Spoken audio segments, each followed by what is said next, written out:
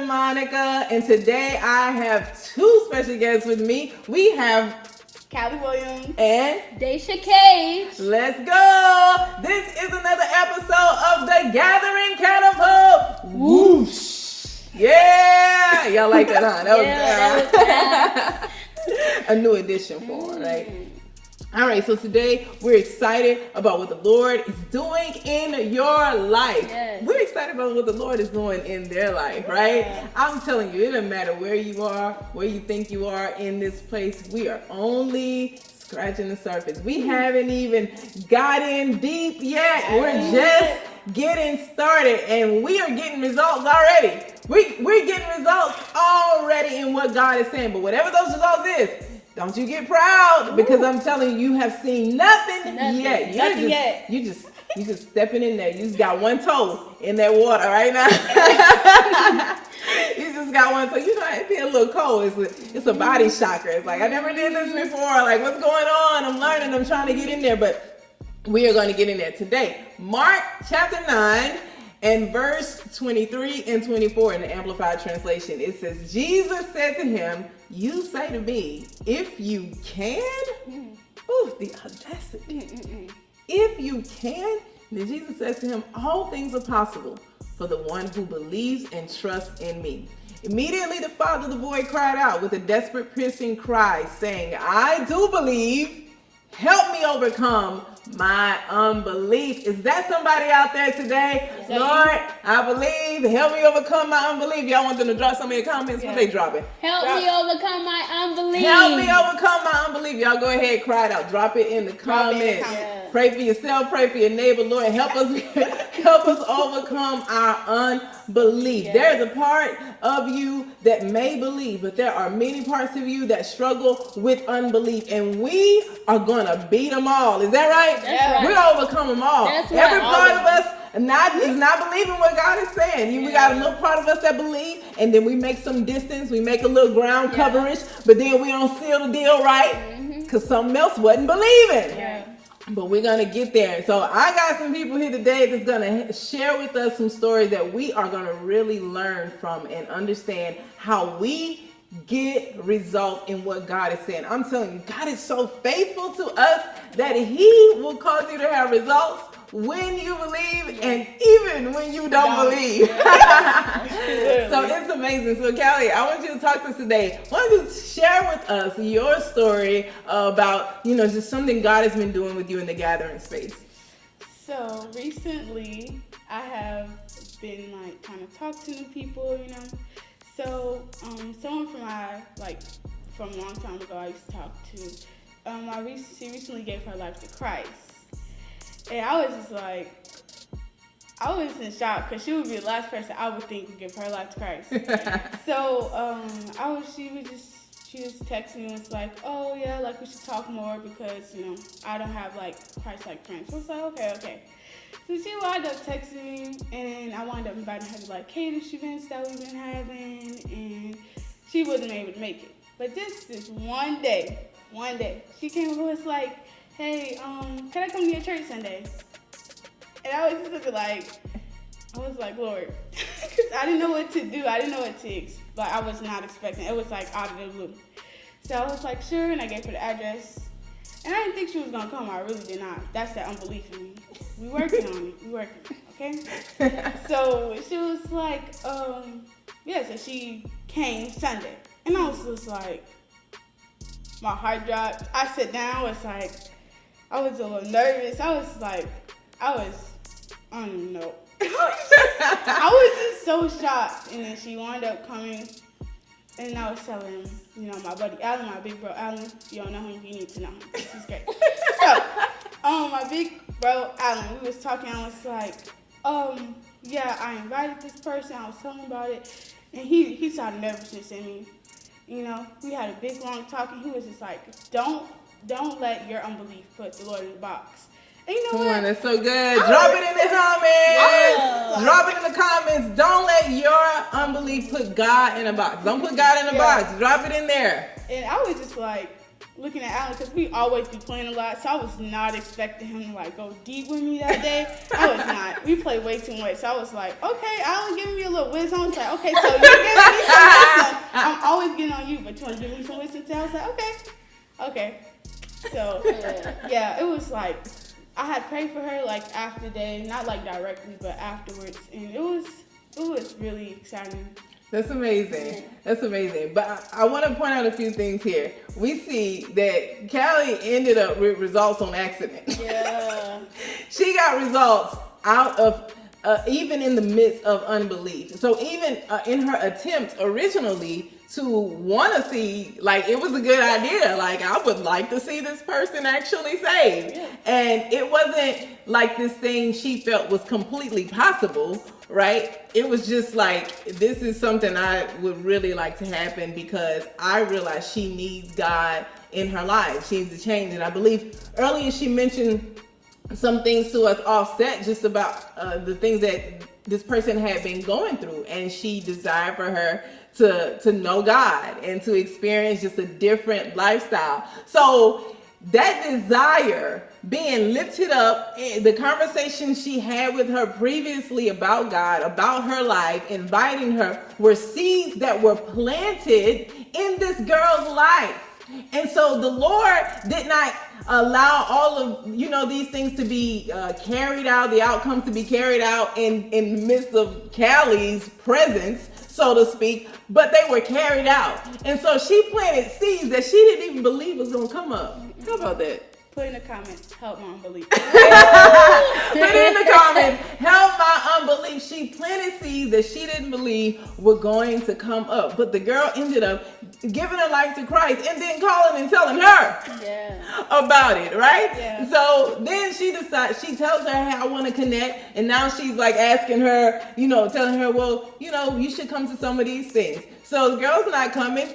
Callie, either she don't believe, I don't know how, she might have asked a few times, right? But she still no show up. Yeah. So even in her unbelief, now this girl, because that asking were still another set of seeds being planted, right? It's just like we talked about. Listen, when you subscribe and you show up at Old Navy, they're gonna keep emailing you until you buy something. And after you buy something, they're gonna still keep emailing you. You can't stop. Old Navy is not worried about whether or not you feel like buying anything today. They just believe that they're gonna convince you to buy something at some point in time. They're gonna hit you with that sale on Black Friday or on Christmas, and they're gonna have you in that building, whatever it takes, all year long. We keep extending the invitation. And we believe in the seeds that we plant. We're seed planters, and we will see results. We will see a harvest from what we have planted in the lives of people. I don't know if that's you, because some of you, everybody's in different places, and that's why we have these conversations. But some of you might have been planting some seeds and being unbelieving that you will see results. But the Lord was gracious to Callie and allowed her to see the results of her seeds, even in her unbelief. Now, Callie, I want to tell you something today, because there's something that we like to do here. We love for people to come and share their testimony and their story about what God is doing, but we also like to catapult you to the next place. I want to tell you, Callie, today that maybe that was that time, in that moment, you did not believe, you planted those seeds and you didn't think that God heard you or that this person was even going to respond. But now I want to say, Callie, God has proven to you how great his power is. Even in the midst of our resistance, even in the midst of our unbelief, God says, I show you. Look, was he talking to you when he wrote this? Was he talking to you when he said, if I can? Let me show you. Let me show you that I can. And Callie, the Lord showed you that he can. Now, all he expects from you is to believe that he can every time. He took the hardest thing, the hardest place of resistance in believing in who could be saved in your life, and he turned that into a yes, I can, and yes, I will. You ought to encourage your neighbor with that and say, yes, he can, and yes, he will. Yes, he will. Oh, come on, that's so good. Give me a high five, Kelly. Yeah, she didn't want to talk about this. You know what I'm saying? She felt a bit defeated, but that ain't sound like defeat to me. The Lord Jesus showed up on the scene for Callie, and he came and said, "Let's crush this unbelief." Yeah. And you know, I want to say something. Come on, now she want to say something. All right, y'all listen up, Callie talking. So I feel like the Lord showing me right now, like that. She's not the only one. Come on, yeah. She's not the only one. She's not the only one. She's not the only one. So yeah, he's helping with this unbelief right now. So you ready, huh? I'm ready. You ready now? Let's go. It's pumping me up. It should be pumping you up too. Yeah. Let the Lord pump you up. Get off that bed. Let's go. Sunday is tomorrow. You got to invite somebody to come on out. All right. Let's hear from Daisha. All right. So I'll read this to us one more time. You say to me, if you can. But he says, all things are possible for the one who believes and trusts in me.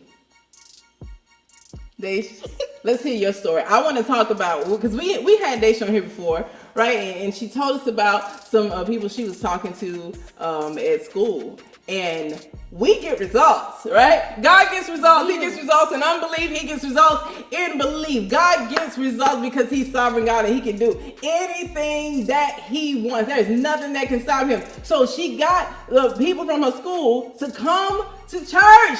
They came through. We gathering, we getting results. It's the season of gathering. So let's talk about the follow-up situation, right?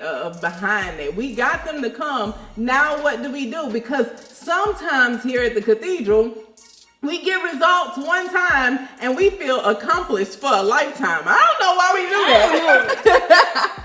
I don't know where we get that from. We feel like we can just cash in and retire. Like, oh, I brought somebody to church. Yeah, you know, I'll get back to this next year when they ask about it again. Hey guys, this is a lifestyle that Jesus has called us to. He said, go out into the world and preach the gospel to every nation, baptizing them.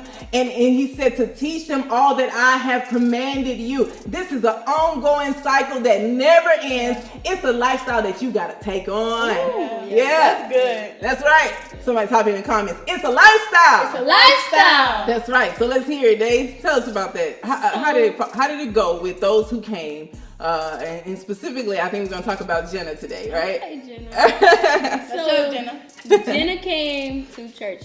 She absolutely loved it. Like, she called her mom, just talking about everybody at the church. Like, it was so loving. Everybody kept shaking my hand. Everybody kept giving me hugs. It felt like a family atmosphere. And so she was so excited. And the next day, y'all, we get results over here, y'all. And we both passed our math class for the semester. That's an insert. But yeah, so she ended up, we ended up going out throughout the week. We would see each other at school and whatever, preparing for the final, whatever, and then she will go back home because she doesn't live here. She only goes to school down here, so she will leave for the summer break. And so a Sunday had passed, and I didn't check in with her. Like, I didn't check in with her to ask if she would like to come back again. I was like, maybe it's too early. I'm gonna give her a little break or whatever. The next day, she was like, I wanted to come to church so bad, but I didn't want to invite myself. And I'm like, I'm like, you should have texted me. She said, I just didn't want to invite myself. And I'm like, Lord, what did I do?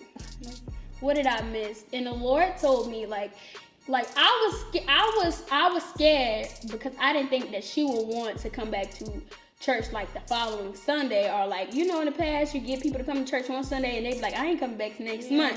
So I was like feeling like she was gonna reject it, but the Lord told me, you don't need a fear of getting rejected. Like, you would rather get rejected than having regrets about like, dang it, I should have reached out to this person, or I should have did this to this person. The Lord like, nah, just do your work, do what I told you to do. And I did it. And she texted me, I wanted to come to church. And I'm like, I thought you wouldn't come. But that's still unbelief in me. Not thinking that she would want to come, but her heart was still ready again for another service. And she's like, when I come back in town, the first Sunday, I want to be at church. And now I'm just counting down the time waiting because I missed that opportunity. But the Lord is still faithful, y'all. So, yeah. So we identify an element of unbelief. Yeah. Remember how we said in the beginning when the guy said, I do believe, but help me to overcome my unbelief. So we identify that there are parts of us that do believe, but there are many parts of us that do not believe, and they cause limitations between us and God's hand to continue to move in the lives of people. So here it is. I'll point out to you where the I do believe existed. She believed when the Lord had her connect with her in class and begin to just talk to her and share with her what God was putting on her heart concerning her life. She believed when God spoke to her then. She believed when God spoke to her to pray with her, to continue talking to her after that, and then to invite her to come to service. She believed then. But when it was time to continue the journey with her coming again and again, that's where the limitation of belief kicked in. Yeah. That's a part of her that did not believe. Yeah. But here we are today. So I want to encourage you guys to identify those places in your life where you have limiting belief. Where are you stopping God? Yeah.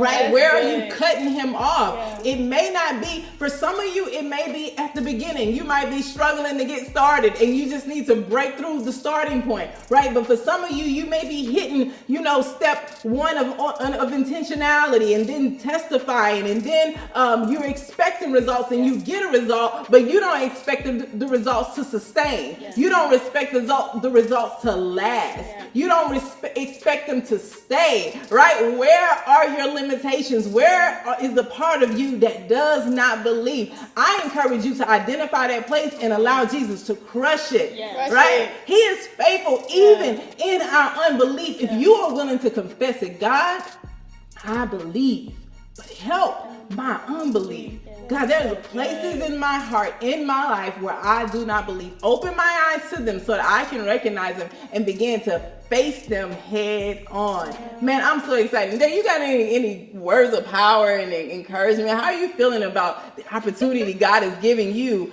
to just, I don't know, get her here again? I feel so wonderful. Like, it's just something about just actually opening up and running. Yeah, Like, when you run, keep running.